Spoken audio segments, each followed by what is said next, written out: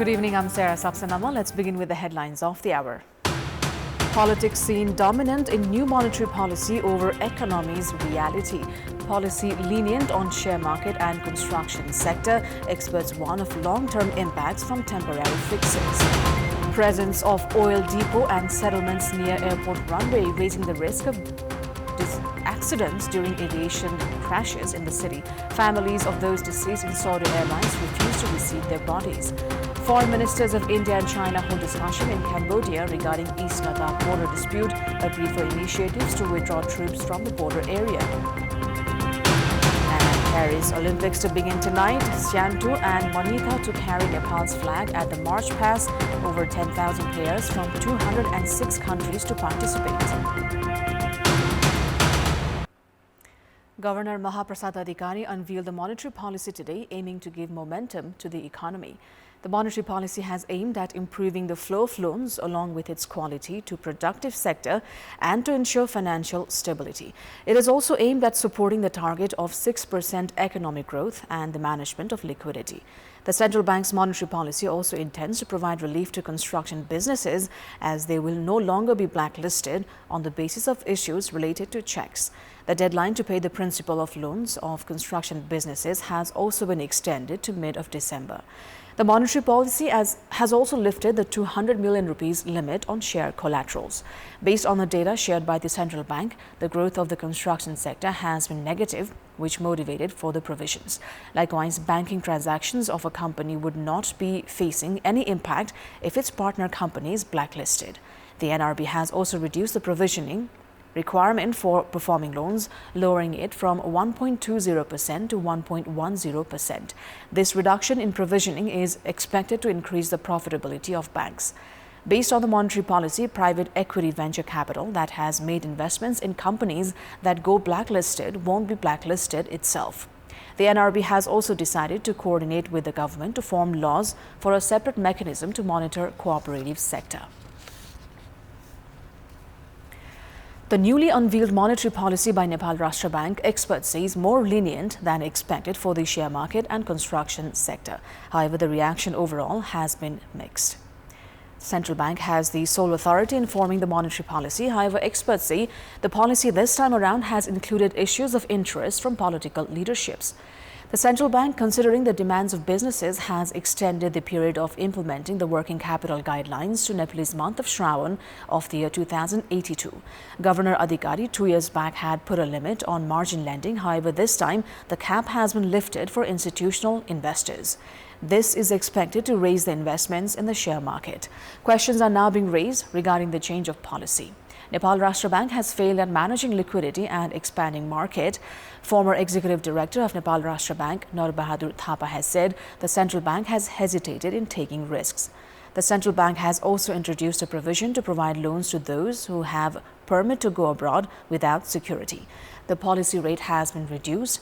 This is expected to relieve borrowers, however, would negatively affect the depositors.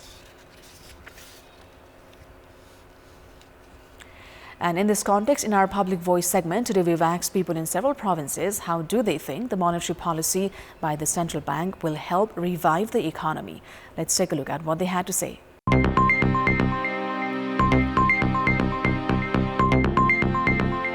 विदेश जानेहरुलाई चाहिँ बिना धितो ऋण दिने भने जस्तो अब त्यो चाहिँ हाम्रो चाहिँ धेरै जस्तो के भयो भने चाहिँ जसरी हुन्छ युवाहरूलाई कसरी हुन्छ विदेश पठाउँ भन्ने जस्तो नीति भयो कि यो भने आर्थिक स्थायित्व हुने किसिमले मौद्रिक दर कायम गरेको छ सोचे जस्तै भयो भने अर्थतन्त्र अवश्य पनि सकारात्मक प्रभाव पार्छ घर जग्गाहरुमा पनि तपाईको सहजता ल्याइदिएको छ त्यसले गर्दा अर्थतन्त्र चाहिँ अब यो मौद्रिक नीतिले चाहिँ चलायमान हुन्छ जस्तो चाहिँ हामीले चाहिँ सोचिरहेको छ उद्योग व्यवसाय सबै क्षेत्रमा चाहिँ यसको प्रभाव चाहिँ सकारात्मक पर्ने देखिन्छ उत्पादनशील क्षेत्रमा चाहिँ कर्जा प्रदान गर्ने भएकाले यो सकारात्मक रहेको छ देशको आर्थिक स्थिति नै ठीक छैन यस्तो अवस्थामा आएको मौद्रिक नीतिले चाहिँ देशको अर्थतन्त्र के ठीक होला र औद्योगिक व्यापारिक हितमा चालू पुँजी कर्जामा चाहिँ अलिकति अझ फ्लेक्सिबल गर्नु पर्थ्यो देशमा जुन आर्थिक अवस्था छ एकदम ठप्प भएको अवस्थामा यो मौद्रिक नीतिले केही सकारात्मक पहल गर्छ विगतको वर्षमा भन्दा केही लचक मौद्रिक नीति ल्याइएकाले देशको अर्थतन्त्र विकास हुन्छ कि भन्ने आश गर्न सकिन्छ कार्यान्वयनमा भयो भने यसले चाहिँ देशको चाहिँ अर्थतन्त्रलाई नै अलिकति केही सुधार ल्याउँछ कि भन्ने मलाई आशा छ यो नीतिले गर्दा चाहिँ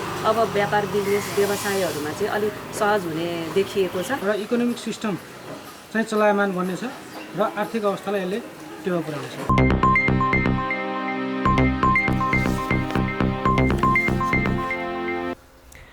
Families of those deceased in the Saurya Airlines crash have hesitated at receiving their bodies, demanding for a clarity and commitment regarding insurance. However, 6 bodies have been handed over to their families today.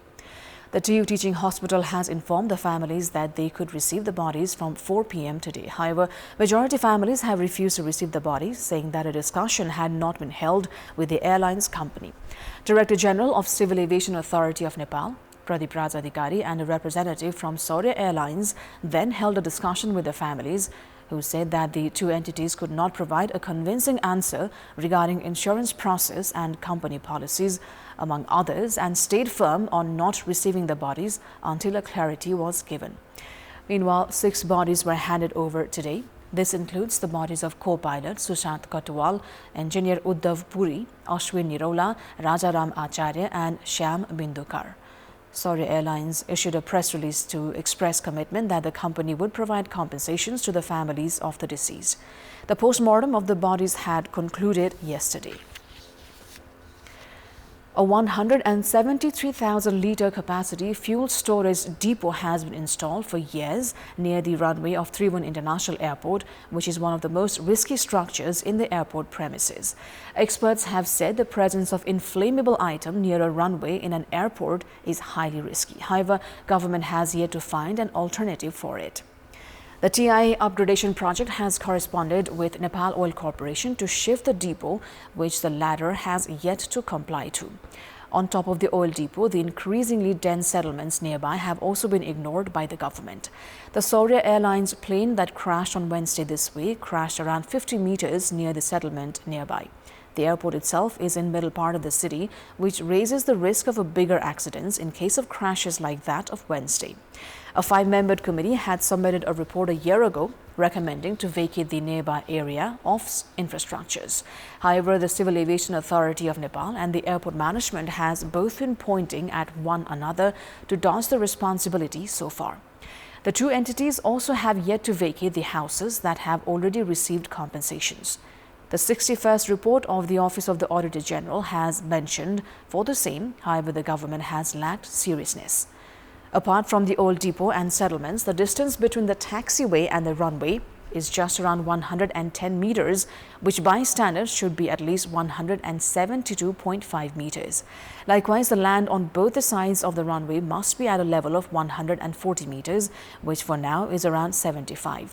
While upgradation works are ongoing since some time, with 4 billion rupees loan from the Asian Development Bank and another 4 billion from the authority, incidents like that of Saurya Airlines this week highlights on the urgency of the situation. Welcome back. It's time now for our segment Public Pulse, where you text us with your opinion. Public Pulse. But before today's question, let's take a look at the results from yesterday's poll. Yesterday, we asked you what should be done to enhance the capacity of women athletes of Nepal. 54% voted for option A, increase sporting events, 33% for B, increase investment, and 13% for C, produce more athletes. And here's today's question. What do you think would be the result of sharing terms in federal and provincial governments? Your options are A, political instability, B, strengthen ruling alliance, and C, problems in good governance. The voting is on. Type NEWS, select your option A, B or C and send it to 34001 to share your opinion with us. Time now for international update.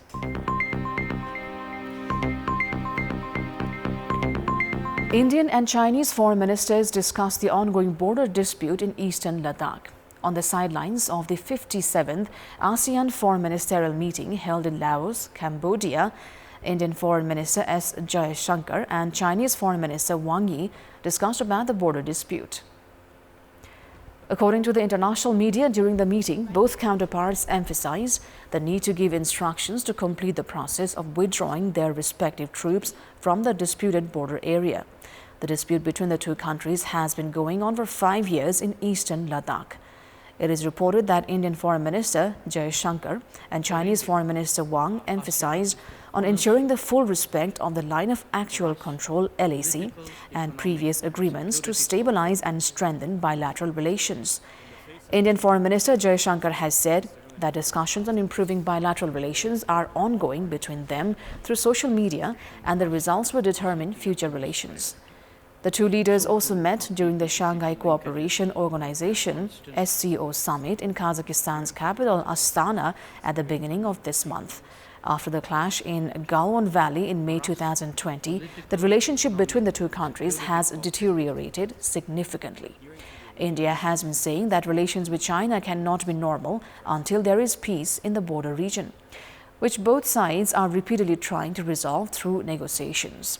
Likewise, Indian Foreign Minister Jaishankar has said that India is willing to work with the ASEAN countries in an expanded manner.